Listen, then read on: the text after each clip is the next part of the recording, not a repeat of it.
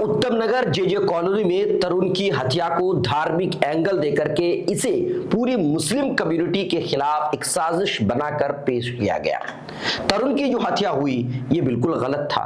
तरुण की मौत पर हम सबको दुख है, लेकिन इसे जो है धार्मिक एंगल देकर साजिश के तहत इसे पूरी मुस्लिम कम्युनिटी के खिलाफ इस्तेमाल किया गया, जो कि बिल्कुल हकीकत नहीं था। इस तरीके से सोशल मीडिया पर दिखाया गया कि तरुण को सिर्फ इसलिए मार दिया गया क्योंकि जो होली का जो कलर है, होली का जो रंग है, वो किसी मुसलमान औरत पर गिरा और यही से बात बढ़ी और कलर की वजह से तरुण को मौत के घाट उतार दिया, जबकि सच्चाई बिल्कुल भी ये नहीं थी।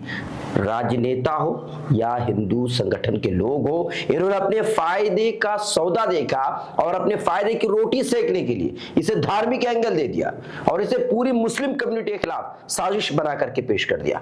ट्रू रिपोर्ट्स में आपका स्वागत है, मैं हूं आपके साथ मुनव्वर आलम। होली वाले दिन दिल्ली में कई सारे वारदात, कई सारे वाकयात पेश आए, लेकिन उनमें से दो वाकयात मैं आपके सामने रखना चाहता हूं जो काबिल जिक्र है और बात होनी चाहिए।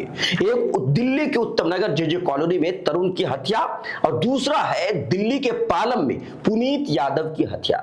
लेकिन अफसोस की बात यह है कि सोशल मीडिया पर पुनीत यादव के इंसाफ के लिए लोग मांग करते हुए आपको नजर नहीं आएंगे।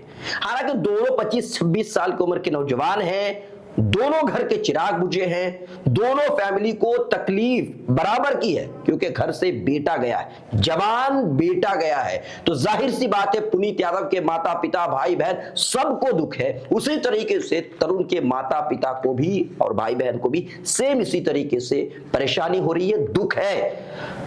एक नौजवान बेटे के जाने का कितना दुख हो सकता है वो सिर्फ उनकी फैमिली, उनके माता पिता ही जान सकते हैं। लेकिन अफसोस की बात है पुनीत यादव को लेकर कोई मांग नहीं कर रहा क्योंकि यहां पर हिंदू संगठन के लोगों को फायदा नजर नहीं आ रहा, यहां पर नेताओं को फायदा नजर नहीं आ रहा है। और तरुण की जो बात है, तरुण के लिए जो लोग मांग कर रहे हैं सिर्फ इसलिए क्योंकि तरुण की हत्या का आरोप मुसलमानों पर लगा है। वहां पर मुलजिम आरोपी जो है वो मुसलमान है और यही वजह है कि हिंदू संगठन के जो लोग हैं उनको अपने फायदे की रोटी सेकने का मौका मिल गया। जो नेतागण है उनको फायदे की रोटी सेकने का मौका मिल गया, राजनीतिक रोटी सेकने का मौका मिल गया और एक आम से झगड़े को, आपस की लड़ाई को उन्होंने जो है धार्मिक एंगल देकर के तमाम के तमाम उस इलाके में रहने वाले हिंदुओं को इकट्ठा करके जो आरोपी है उस पर, उसके घर पर बुलडोजर चलाने की मांग करने लगे, गोली मारने की मांग करने लगे, घर को लूट लिया गया, उनके घरों के सामान को जला दिया गया। इस तरह की हरकत की गई। क्यों? क्योंकि तरुण की जो हत्या है उसका आरोप मुसलमानों पर है, लेकिन पुनीत यादव की जो हत्या का जो आरोप है वो आरोपी मुसलमान नहीं है। बस यही फर्क है और इसी वजह से ना तो कोई हिंदू संगठन ने मांग किया और ना ही कोई राजनेता उनके घर पर पहुंचे। अब बात करते हैं हम दिल्ली के उत्तम नगर जे कॉलोनी में तरुण की जो हत्या हुई है, क्या ये धार्मिक हत्या है या क्या इसे धार्मिक हत्या कहा जा सकता है या इसे धार्मिक एंगल दे करके एक तरीके से दोनों कम्युनिटी के बीच में क्या हम दरार पैदा करने की जो कोशिश लोग कर रहे हैं, मीडिया वाले कर रहे हैं, क्या हम कर सकते हैं ये? तो आइए हम देखते हैं। पहले इस अखबार की कटिंग को देखिए, इस पर नजर दौड़ाइए। बाकायदा इसमें लिखा हुआ है कि रंग की वजह से तरुण की हत्या नहीं हुई है। कटिंग को आप देख रहे हैं, इसमें लिखा है कि रंग की वजह से तरुण की हत्या नहीं हुई है, पुराने झगड़े में हत्या हुई है।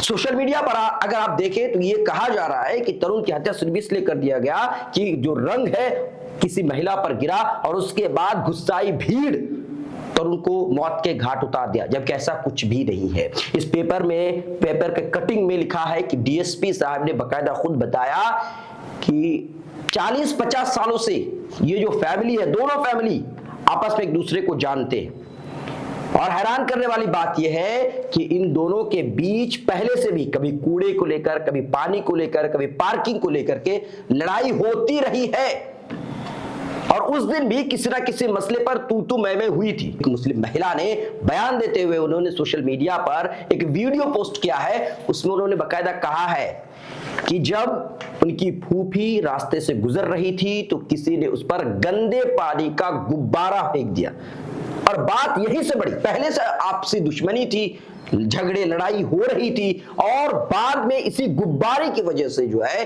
ये लड़ाई बढ़ गई। गुब्बारे में गंदा पानी था और उस महिला पर जाकर गिरा और यही जो है कहते रहे कि आग में घी डालने का काम किया गया और ये बढ़ करके दोनों आपस में लड़ पड़े। और ऐसा नहीं है कि तरुण की तरफ से कुछ नहीं किया गया था, तरुण की फैमिली ने कुछ नहीं किया था, बस जो आरोपी है उन्होंने लाठी डंडे ले जा करके तरुण को मार दिया, ऐसा बिल्कुल नहीं। दोनों तरफ से मारपीट हुई थी। तरुण के बारे में उस मुस्लिम महिला ने कहा कि उन्होंने 4-5 बंदूकों को लेकर के वो पहुंचे थे, उनके हाथ में लाठी डंडा था और पुलिस भी इस बात को मानती है कि ये आपसी झगड़ा था। इसे धार्मिक एंगल देने की कोई जरूरत नहीं है कि आपसी झगड़ा था। पुलिस ने भी ये कहा है कि दोनों पक्ष के लोग घायल हुए थे, एक पक्ष के 3 लोग और दूसरे पक्ष के 5 लोग घायल हुए थे। जाहिर सी बात है अगर दोनों तरफ से लड़ाई नहीं होगी तो दोनों तरफ के लोग घायल नहीं हो सकते। सभी को अस्पताल ले जाया गया था, लेकिन जाहिर सी बात है जब तरुण के सर पर जब चोट लगी थी तो इसकी वजह से तरुण की मौत हो गई और इस बात का अफसोस है।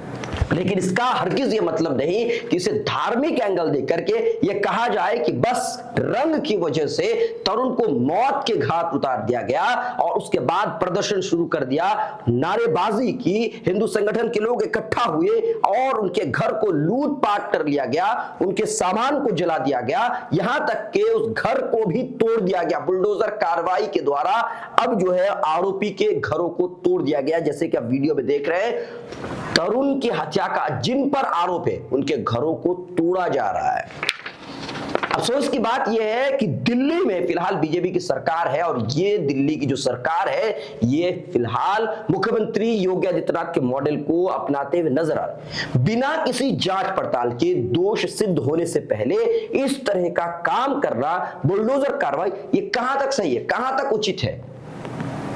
लड़ाई दोनों तरफ से हुई, दोनों तरफ के लोग घायल हुए, लेकिन इसे धार्मिक एंगल दे दिया गया। नेता लोग वहां पर पहुंचे और जो हिंदू संगठन के लोग हैं वो वहां पर पहुंचे, जय श्री राम के नारे लगाए, तरुण के हथियारों को गोली मार सालों को, इस तरह के नारे लगाए गए। बल्कि मुसलमानों के खिलाफ, एक पूरी समुदाय के खिलाफ हथियार उठाने की बात कही गई, पूरे समुदाय को मारने की बात कही गई, धमकी देते हुए नजर आए। यही नहीं बल्कि तरुण की मां, जिस पर तरुण की मौत का गहरा असर पड़ा, हम समझ सकते हैं कि उन पर बहुत गहरा असर पड़ा है, जुल्म सितम के पहाड़ उन पर टूटे हैं, लेकिन वो मीडिया से बातचीत करते हुए कहती है कि सुअर का मूत पिलाओ इन मुल्लों को, इनको सुअर से नफरत है, इनको सुअर का मूत पिलाओ, ये दिल्ली में रहने लायक नहीं है, इनको पाकिस्तान भेज दो।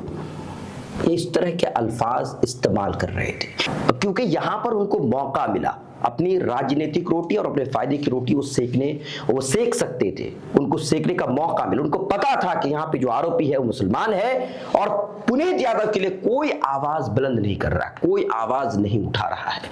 क्यों नहीं उठा रहा है? इसके पीछे का बस एक ही कारण है कि वहां पर आरोपी जो है वो मुसलमान नहीं है, वहां पर आरोपी उसी समुदाय के लोग हैं।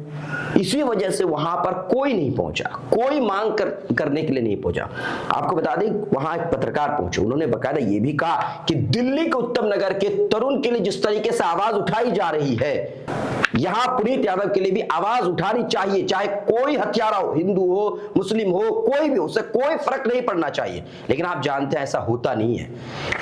जहां पर धार्मिक एंगल मिलता, बिना जांचे पड़ताले उसे जो है पूरे मुस्लिम कम्युनिटी को बदनाम करने की कोशिश की जाती है और कहा जाता है कि बस जो है होली के रंग पड़ने से एक तू मैं हो गई और उन्होंने जो है हिंदू समझ करके मार दिया। ये सब बातें बिल्कुल गलत है। तो जो लोग भी इस तरह के बिना जांचे पड़ताले इस तरह की बातें करते हैं, उनसे गुजारिश है कि कम से कम हर चीज को धार्मिक एंगल के नजरिए से नहीं देखना चाहिए। धार्मिक एंगल देने की जरूरत नहीं है। समाज में जो लोग रहते हैं उनको भाईचारे और मोहब्बत के साथ रहने दिया जाए।